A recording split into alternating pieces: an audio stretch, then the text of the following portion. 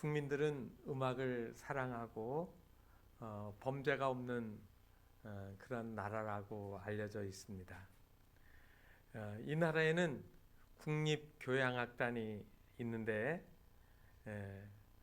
중요한 국가 행사가 있을 때마다 이 교향악단이 나가서 노래를 부를 때마다 국민들의 마음을 따뜻하게 그리고 부드럽게 만들어 준다고 합니다. 그래서 이 교향악단의 단원이 85명입니다. 그리고 이 나라에 또 군대가 있는데 군대는 교향악단의 숫자 85명보다 적습니다. 82명. 육해공군을 다 합친 수가 교향악단 숫자보다 적습니다. 그리고 지금도 절대로 그 교향악단의 숫자보다도 군대 숫자를 더 늘리지 않는다고 합니다. 상징적인 의미가 있는 것이죠. 이 나라의 모든 국민들은 최소한의 그 질서를 지키기 위한 군대를 두는 것이고 음악을 사랑하고 그리고 서로가 서로를 도와가며 따뜻한 그런 나라가 되겠다라고 하는 그런 국가적인 이념이 있었던 겁니다. 여러분, 사람이 살면서 다 그렇게 살면 얼마나 좋겠습니까? 울고 다투고 미워하고 증오하고 막 물어뜯는 이 세상 속에서 하나님의 나라를 가진 이 교회가 서로를 세워주는 그리고 위로하는 그리고 아름답게 만들어주는 믿음으로 하나가 되어주는 공동체가 되면 참으로 좋겠다는 생각을 해봅니다. 예수님이 태어나신 그 지역에 그리고 그 당시에 세상을 보면 참 무력, 힘이 절대적인 힘을 발휘하는 그러한 시대였습니다. 예수님이 탄생하셨을 때의 그 이야기를 보면 아구스도라고 하는 이름이 나오는데 그의 이름은 본래는 가이우스 옥타비아누스라고 하는 이름을 가지고 있습니다. 안토니우스와 그리고 클레오파트라의 연합부대를 격파해 가지고요. 이 옥타비아누스는 이집트에서 어마어마한 그 국가 자원들을 로마로 끌어다 놨습니다. 그래서 거기에서 약탈하고 가져온 그 많은 물자를 가지고 로마의 시민들에게 확 나눠줬습니다. 가난하고 그리고 굶주렸던 사람들에게 먹을 것을 확 나눠주니까 그때 사람들이 그랬습니다. 이 옥타비아누스는 정말로 평화의 왕이다. 이 옥타비아누스는 우리 로마의 최고 가는 지도자다. 그래서 그의 이름을 시저라고 부르기 시작을 했습니다. 당시 로마 제국은 강력한 국방력을 가지고 온 로마 제국 내의 모든 질서를 통일시키고 평화를 주는 그러한 군대를 가지고 있었습니다. 자그마치 군단이 70개 군단이에요. 어마어마한 이 군대를 유지하기 위해서 막대한 국방비가 점점 더 많이 필요하게 되었습니다. 그래서 이 식민지 백성들로부터 세금을 걷어들여서 그리고 그들에게 필요한 군대를 유지하지 않으면 이 제국이 가지고 있는 이 평화는 언제든지 깨질 수밖에 없는 것이었어요. 그래서 이 옥타비아누스는 이 많은 나라의 재원을 조달하기 위해 가지고 로마 제국이 통치하는 모든 곳 식민지의 모든 백성들까지 인구 조사를 하게 하고 세금을 걷어들이기 위해서 호구 조사를 명령을 내리게 되어집니다. 그래서 이 황제가 모든 사람은 자기가 태어난 고향으로 돌아가서 자기의 출생한 생년월일과 사는 곳 거처를 등록을 하게 만들었습니다. 그래서 그들이 하고 있던 모든 생업을 중단하고 이 로마 제국 내 많은 사람들이 호적을 하러 고향을 찾아가는 겁니다. 성경에 보게 되어지면 바로 이 누가복음 2장의 가이사 아구스도가 바로 한 이야기가 오늘 본문에 기록이 되어 있습니다. 그래서 이 명령에 따라 가지고 요셉이라고 하는 나사렛에 사는 한 사람이 자기 고향 베들레헴까지, 거리로는 130km지만 오늘 같으면 잠깐이면 가겠지만 길도 좋지 않던 그 시대에 꼬불꼬불한 산길을 따라 가지고, 그리고 험준한 길을 배가 불러서 만삭이 된 아내를 나귀 위에 싣고 그리고 베들레헴까지 가야 됐습니다. 얼마나 피곤하게 그리고 조심스럽게 갔는데, 정작 그 나사렛이라는 그 시골 동네에 가보니까 각지에 흩어져 살던 사람들이 다 고향으로 돌아와서 호적을 하려고 하다 보니까 어디로 들어갔습니까? 여관으로 들어갔습니다. 오늘날 말로 하면 호텔에 다 들어가서 묵을 장소가 없습니다. 이곳저곳 두드렸지만 받아주는 데가 없어요. 한 곳에 여관에 가서 통사정을 합니다. 내 아내가 지금 배가 부를 대로 불러서 애가 날 때가 됐는데 어떻게 길에서 낳게 할 수는 없지 않습니까? 방이라도 조그만 거 괜찮은 곳 있으면 그런 곳 하나라도 달라고 사정을 했을 겁니다. 로마 시대 때 그 실크로드를 따라서 카라반들이 가게 되어지면 곳곳의 거처마다 그들이 묵는 거처가 있는데 그게 사라이라고 하는 거처입니다. 그런데 그곳에 보면 뭐 오늘날 우리 집처럼 칸이 딱 짐승이 있는 곳, 사람이 있는 곳 딱딱 구분되어진 건 아니고요. 사람이 있는 곳은 좀 윗칸에 이렇게 카페트를 깔고, 그리고 거기서 자기가 가져온 짐을 베개를 베고 하루 묵을 수 있는 곳이고, 그 아래쪽에 보면 바로 자기가 끌고 온 낙타나 낙이나 말들을 이렇게 여물과 함께 먹일 수 있는 아래 공간이 또 하나 있는 거예요. 그래서 이 요셉과 마리아는 사람이 누울 수 있는 그 공간이 없기 때문에 그냥 짐승들이 머무는 그 아래 그 공간에서 이제 자기 아내와 함께 자리를 펴고 이제 잠을 자려고 했을 겁니다. 그런데 갑자기 아내가 진통을 하고 아기를 낳게 됐습니다. 딱딱한 바닥에 누일 수가 없으니까 구유에다가 집을 더 많이 깔고, 그리고 가져온 보자기를 거기다 깔고 태어난 아기를 거기다가 놓았습니다. 사람들 누구도 피곤에 쩔어서 아무도 관심을 두지 않습니다. 그리고 그 밤에 누구도 그 아기가 태어난 것을 축하해 줄 만한 사람도 없었습니다. 그런데 그 밤에 저 들에서 양들을 치던 목자들도 밤중에 꾸벅꾸벅 졸면서 모닥불을 피워놓고 그리고 밤을 지새고 있는데, 갑자기 밤중에 환한 빛 가운데 천사들이 내려오는 겁니다. 한 번도 그런 일을 보지 못했던 이 목자들이 놀라서 깜짝 놀랐습니다. 두려움에 벌벌 떨고 있는데, 그때 그 밝은 빛 가운데서 천사들이 날면서 이런 이야기를 해줍니다. 무서워하지 말라. 보라, 오늘 내가 온 백성에게 미칠 큰 기쁨의 좋은 소식을 너에게 전하노라. 이렇게 말을 했습니다. 기쁨의 좋은 큰 소식. 여러분, 이 목자들에게 그리고 태어난 이 아기에게 가장 큰 기쁨의 좋은 소식이 무엇이었을까요? 오늘 성경에 보면 그 가장 큰 기쁨의 소식이 무엇인지를 우리에게 말하고 있습니다.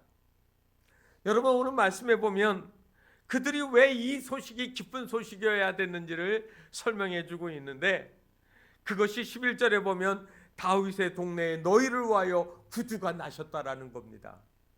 여러분, 다윗의 동네라는 말은 본래 이새의 아들 다윗이 태어나서 성장하던 그 동네가 베들레헴이었습니다. 그리고 그 베들레헴이라고 하는 것은 이스라엘 12지파 중에 유다 지파가 근거지로 삼고 있는 그곳이거든요. 그런데 오늘 여기 성경에 보면 이 다윗의 동네에 너희를 위하여 구주가 나셨다는 겁니다. 여러분, 우리가 교회에서 자주 사용하는 용어가 뭐냐면 메시아라는 말을 많이 씁니다. 아, 메시아가 탄생했다, 메시아가 왔다. 그런데 그 메시아라는 말이 무슨 말이냐면 구주라는 말이에요. 이 메시아라는 말은 구원자라는 말이거든요. 그래서 기름 부음을 받은 사람, 더 그 뜻을 확대해 나가면, 그런데 여러분, 구약 성경에 보면 기름 부음을 받는 사람들이 세 부류가 있습니다. 왕, 제사장, 선지자. 여러분, 하나님께 세움을 받은 왕은 뭐를 하죠? 그 나라를 잘 통치해서 구원하는 사람이에요. 선지자는 하나님의 구원의 메시지를 전하는 사람이에요. 제사장은 죄악에서 심판에서 멸망받을 수 없는 이들이 하나님께 나갈 수 있는 구원의 길을 이끌어주는 하나님의 사람들이에요. 그래서 이들의 공통분모가 뭐냐면 구원이라고 하는 메시지를 가지고 있는 겁니다.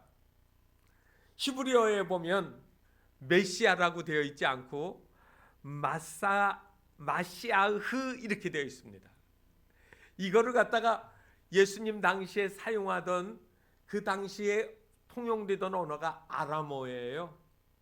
히브리어의 그 당시에 통용되던 언어가 아람어였는데, 아람어에서 이 말이 메시아라는 말로 쓰여졌고요. 그리고 그 말이 그 당시에 이 로마 제국의 언어와 문화를 이렇게 통괄하던 그 문화에서 헬라어로 보면은 이 말을, 메시아라는 말을 바로 그리스도 헬라어로 바꿀 때 크리스토스라는 말로 썼습니다. 영어로는 크라이스트라는 말이죠. 그래서 이 크리스토스라는 말을 여러분 오늘날 교회에서 쓸 때 우리를 뭐라고 합니까? 기독교인이라고 하잖아요. 기독이라는 말이 바로 그리스도라는 말을 한자말로 쓴 것이 기독이에요. 그러니까 여러분, 기독교라고 하는 말이 무슨 말입니까? 구원을 전하는 곳, 구원을 전하는 생명의 곳이 기독교예요. 여기에 구원이 있어요. 여기에 메시아가 있어요. 복음이 있는 곳이라고 하는 말씀을 우리에게 해주고 있는 겁니다. 바로 이 기쁜 소식이 누구에게 들렸느냐면 목자들에게 들린 겁니다. 목자들은 여러분 본래 이스라엘 사람들이 유목민족이거든요. 그런데 가나안 땅에 들어와서 그들이 점점 정착문화가 되면서 농경문화로 바뀝니다. 그래서 부자들은요, 넓은 땅을 가지고 지주가 되어지고, 그리고 그 땅을 많이 가지기 위해서 서로 노력하고 애쓰게 되어집니다. 그리고 이 땅에서 양을 치는 사람들은 부자가 하는 게 아니라 사회에서 성공하지 못하고 가난하고 찌들은 사람들이 이 바로 부잣집에서 치는 그 양떼들을 이제 돌봐주고 품삯을 받는 하층 계급의 사람들이었습니다. 어느 날 사업에 실패하고, 그리고 가정에 어려움이 생겨서 돈을 빌리기 시작하고 더 이상 가진 것이 없어서 마지막으로 찾아가는 곳이 바로 양들을 치는 목자가 되는 겁니다. 그들은 다시 재기할 수 있는 소망도 없고 내일에 대한 어떤 꿈조차도 꿀 수 없는 사람들이었습니다. 그런데 천사들이 찾아간 곳이 바로 그곳이었습니다. 소망이 없는 사람들, 내일을 꿈꿀 수 없는 사람들한테 그들을 기쁨을 회복시켜주고 미래의 소망을 일으켜주는 것.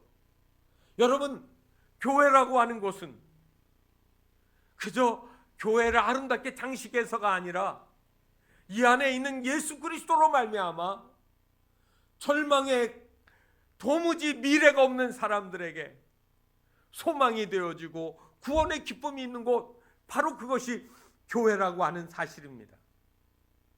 바로 목자들이 그 밤에 모닥불을 피워놓고 밤을 지새우고 있는 그곳에 그들이 쬐고 있는 그 가느다란 불빛보다 훨씬 맑은 빛 가운데 천사들이 내려온 거예요. 여러분, 그러면서 그들이 말한 말, 오늘 너희를 위하여 구주가 나셨다, 곧 그리스도 주시니라, 이렇게 말씀하고 있는 겁니다. 그러면 여러분, 그 말을 들었을 때 그 목자들이 깜짝 놀라고 반색했던 이유가 있습니다. 유대인들이라면 다 꿈꾸는 하나의 소망이 있는데, 그거는 이사야 선지자가 예언한 내용이 있기 때문에 그렇습니다. 이사야서 11장 6절부터 보면 메시아가 오는 그때에 어떤 나라가 되어질 것인지를 이야기하는 것을 선지자 이사야가 말을 했습니다. 이사야서 11장 6절, 7절, 8절까지의 내용에 보면 이런 말씀이 기록되어 있습니다. 그때에 메시아가 와서 이스라엘을 다시 통치하시기 시작할 때, 이리가 어린 양과 함께 살며 표범이 어린 염소와 함께 누우며 송아지와 어린 사자와 살찐 짐승이 함께 있어 어린아이에게 끌리며 암소와 곰이 함께 먹으며 그것들의 새끼가 함께 엎드리며 사자가 소처럼 풀을 먹을 것이며 젖먹는 아이가 독사의 구멍에서 장난하며 젖된 어린아이가 독사의 굴에 손을 넣을 것이라. 여러분, 매우 상극적인 이야기 아닙니까? 이리가 늘 기회를 보고 있다 틈틈 양들을 잡아먹으려고 하는데, 오늘 여기 성경에 보니까 이리가 어린 양과 함께 산대요. 표범이 어린 염소를 잡아먹지 않고 함께 누워 있다고 합니다. 송아지와 어린 사자와 살찐 짐승이 함께 있고 어린아이가 끌면 끌려 다니는 곳, 다시 말하면 그게 무엇을 말하는 거예요? 두려움이 없는 곳, 근심이 없는 곳, 하나님이 주신 평화가 가득한 곳이 있다라고 하는 겁니다. 그러면 그러한 판타지에 나오는 이야기와 같은 이야기가 정말로 가능할까? 그들은 행여나 그런 때가 정말 올 수 있을까 하는 그런 마음을 가지고 있었는데, 그 밤에 천사들이 내려와서 바로 그리스도 구주가 곧 오늘 다윗의 동네에 태어나셨다라고, 왔다라고, 이루어졌다라고 말씀하고 있는 거예요. 이사야서 11장 1절에 말씀해 보면 이새의 줄기에서 한 싹이 나며 그 뿌리에서 한 가지가 나서 결실할 것이다. 여러분, 이새의 줄기는 뭐를 말하는 거예요? 다윗의 혈통을 얘기하는 겁니다. 다윗 왕, 다시 말하면 다윗의 집안에서 이스라엘을 영원히 다스릴 통치자 왕이 태어나신다라고 말씀하고 있습니다. 바로 그가 우리가 기다리던 메시아라는 거예요. 사랑하는 성도 여러분, 지금 그런 메시아가 여러분 안에 있습니까? 여러분 그 주님을 만나고 있습니까?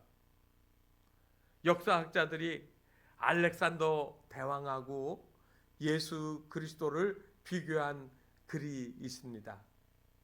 BC 350년경 예수님 태어나시기 한 350년 전에 알렉산더가 세계를 정복하기 시작을 했습니다. 거대한 나라를 세웠죠. 그리스 제국이라고 역사에는 나옵니다. 그런데 그리스도와 이 알렉산더는 공통점이 하나 있습니다. 두 사람이 다 젊은 날에, 나이 몇 살이에요? 33살에 다 요절을 했습니다. 알렉산더가 33살에 세계를 통치하는 큰 제국의 왕이 됐는데 그가 33살에 죽었어요. 예수님도 죽었습니다. 둘을 비교를 했습니다. 알렉산더는 거대한 왕궁에서 태어났고 예수는 마국간에서 태어나셨습니다.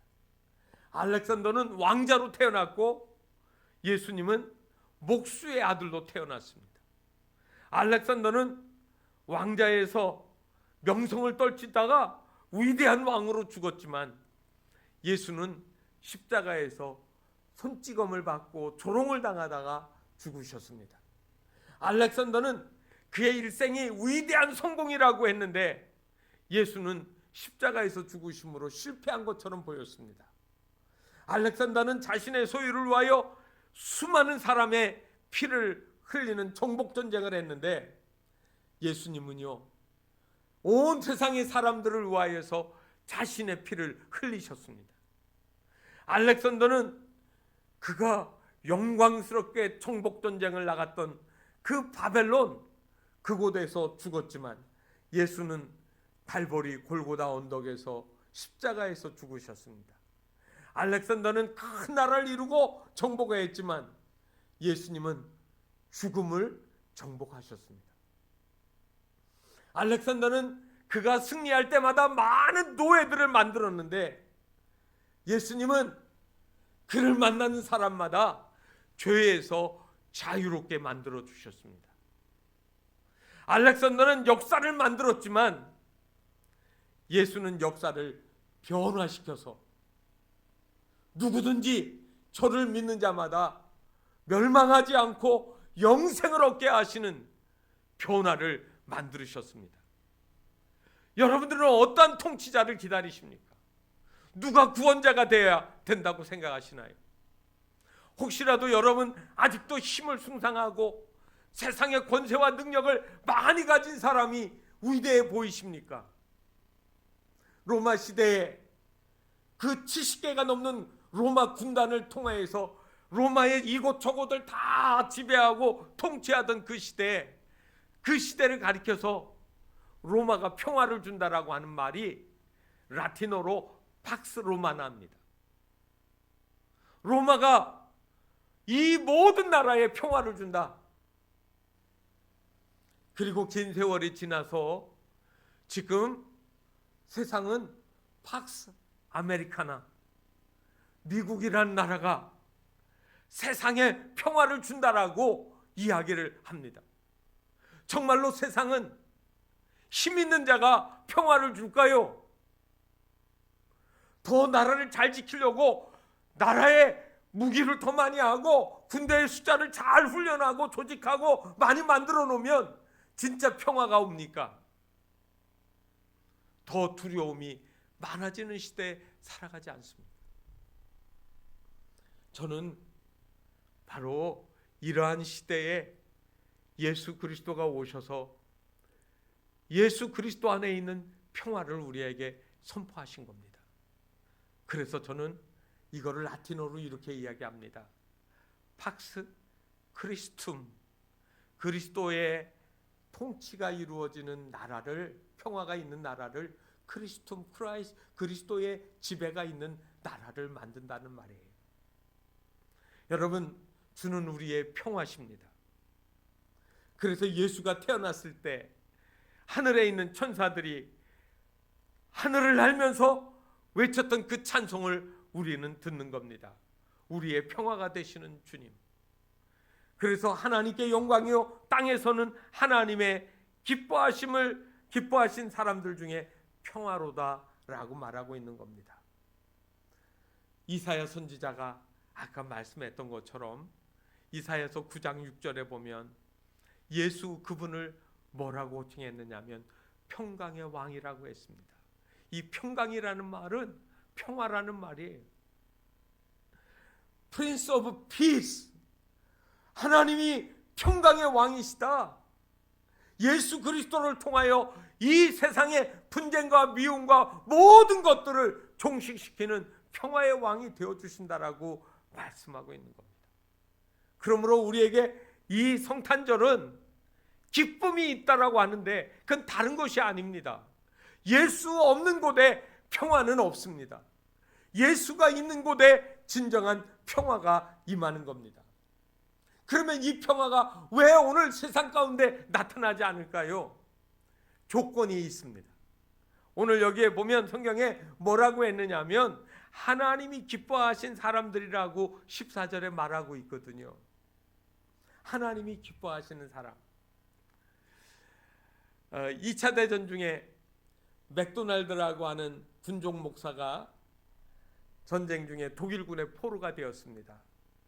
수용소에 들어가서 많은 병사들과 그리고 군인 장교들도 있고 다 있는데 같이 수용되어 있습니다.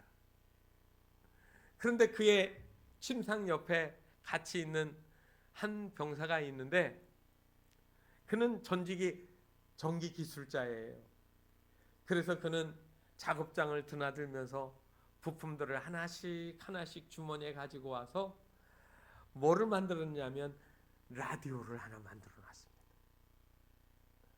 그래서 밤마다 그 라디오에 조립한 라디오의 주파수를 조정해 가지고 영국 런던에서 방송하는 BBC 방송을 들으면서 전쟁이 어떻게 되어지고 있는지를 옆에 있는 사람들에게 귀에다가 소곤거리며 알려줬습니다. 어느 날 새벽인데 이 옆에 있는 병사가 목사님 하면서 흔들면서 깨우는 겁니다. 왜 그래요? 하고 물었더니 왔어. 드디어 왔어요. 연합군이 노르만디 상륙작전에 성공해서 지금 물밀듯이 밀려오고 있다라고 하는 그 BBC의 방송을 듣고 옆에 있는 목사님에게 얘기하고 또 옆에 있는 사람에게 알려주기 시작했습니다. 그 이야기가 점점 그 새벽녘에 막 옆에 사람들에게 전해지기 시작했습니다. 너무 좋아서 그 중에 몇 사람이 막사의 문을 활짝 열고 그 포로 수용소에 뜰을 뛰어다니면서 왔어 하고 외치기 시작했습니다. 이 막사 저 막사에서 수많은 포로들이 뛰쳐나와서 함성을 지르기 시작을 했습니다. 정작 모르는 거는 그 포로 수용소를 지키고 있던 독일군들은 모르고 있는 겁니다. 누구만 알아요? 포로들끼리 서로 지금 이 해방의 기쁨이 곧 닥칠 거라고 하는 기쁨을 가지고 외치는 겁니다. 이 포로들이 지금 외적인 어떤 변화가 있습니까? 자유를 얻었나요? 그거 아닙니다. 아직도 포로예요. 무기도 없고 그리고 낡은 포로로 영양실조에 걸리기도 하고 철조망은 여전히 높게 있고 독일군은 총을 들고 지키고 있어요. 그렇지만 그들의 마음속에는 소망이 생긴 겁니다. 왜요? 지금 아군이 노르망디의 상륙에서 승승장구하면서 이기며 들어오고 있는 것을 알았기 때문입니다. 여러분, 이 소망의 메시지는 기다리는 사람, 주의 오심을 사모하는 사람들에게 기쁨으로 오는 거예요. 모든 사람에게 다 올 것 같지만 이것은 사모하고 이기기를 기다리고 언젠가 이 철조망 밖으로 나가기를 사모하는 그 사람들입니다. 성경에 보면 그 사람들의 이야기가 나옵니다. 들에서 양들을 치면서 이 가난과 쪼들린 고난의 삶에서 풀어지기를 기다리던 목자들, 별을 연구하면서 언젠가 메시아가 올 줄 알고 기다리고 있다가 크고 이상한 별을 보고 따라왔던 동방의 박사들, 그리고 성전에서 떠나지 아니하고 메시아가 오기를 기다리고 있던 시므온과 안나, 다 공통점이 하나가 있습니다. 메시아를 기다리고 있던 사람. 그들에게 예수 그리스도의 나심은 기쁨이 되어지는 겁니다. 저와 여러분이 이 성탄절에 이러한 기쁨의 기다림이 가득한, 그래서 주님을 바라볼 때 내 인생의 변화가 일어나고 소망이 생겨나는 은혜가 있어지기를 바랍니다. 1945년 2차 대전이 거의 끝나가는 무렵인데 아직 독일이 발버둥을 치면서 전쟁하고 있을 때 감옥에 갇혀있던 죄수 하나를 2명의 독일군 병사가 이름을 부르면서 불렀습니다. 죄수 보네퍼 이리 나와. 간수들이 간방에 나타나서 이리 나와 그랬습니다. 언제나 이리 나와 하고 아침에 불러간 사람이 돌아오지 않기 때문에 그 사형수들은 생각하기를 이름이 불리는 순간이 내 인생의 마지막이라고 생각하는 겁니다. 옆에 같이 있던 그 죄수 중에 동료 중에 하나가 울먹이면서 보네퍼에게 말합니다. 보네퍼 목사님, 이제 마지막이군요. 안녕히 가세요. 그러면서 눈물을 글썽이며 인사를 했습니다. 그랬더니 보네퍼 목사가 얼굴에 미소를 띠면서 그리고 평화스러운 얼굴로 그에게 인사한 사람에게 이렇게 말합니다. 마지막이 아닙니다. 이제부터 시작입니다. 여러분 무슨 말인지 아십니까? 이 세상에서 고난당하고 시련당하고 어려움당하면 죽으면 모든 게 끝이야. 여러분 죽어서 끝인 인생이 있고 죽어서 다시 시작하는 인생이 있다는 말이에요. 예수 그리스도 메시아가 그 속에 들어간 사람은 죽음이 끝이 아니라 죽음이 시작이 되어지는 거예요. 소망이 시작이 되어지는 거예요. 평화의 왕이 나를 통치하시고 기쁨과 안식이 있는 영원한 곳으로 부르시기 때문에 이 소망의 기쁨으로 그 자리로 나가는 것이 되어지는 거 아니겠습니까? 오늘 죽음이 가득하고 공포가 가득한 이 세상 속에 저와 여러분은 마음속에 진정한 평화가 임하려고 하면, 진정한 기쁨이 임하려고 하면 예수 그리스도를 빼고는 설명할 수가 없습니다. 예수만이 우리의 소망입니다. 우리의 기쁨이 되십니다. 우리의 평화십니다. 바로 이 예수 그리스도가 오늘 우리에게 찾아오신 날이 바로 이 성탄입니다. 이 성탄절 아직도 눌림과 불안, 근심, 걱정으로 사로잡히신 분들이 있습니까? 내가 이미 그것을 소유하셨다고 하면 이 기쁨을 이웃들에게, 아직 그 기쁨을 누리지 못하는 사람에게 우리가 전파해야 될 것입니다. 이 성탄, 진정한 하늘의 소망이 우리 모두에게 가득한 기쁨의 시간들 되시기를 주님의 이름으로 축원합니다. 기도하겠습니다. 거룩하신 하나님 아버지, 소망이 없는 땅, 매일매일 양들을 치면서 이 굶주림과 가난과 고통을 헤아날 길 없다고 했던 목자들에게 하늘에서 천사들이 나타나 평화의 왕이 오늘 다윗의 동네에 태어났음을 선포하는 이야기를 들었습니다. 주님, 오늘 천사들이 한 그 이야기가 2021년 우리 광주교회에 있는 이 기쁨의 자리에 들려지게 하여 주시옵소서. 내일이 없다라고, 내 인생은 절망뿐이라고 이야기하는 이들에게 예수 그리스도의 소망의 메시지가 전파되게 하여 주시옵소서. 예수 그리스도의 이름으로 기도하옵나이다. 아멘. 이제 다 일어나셔서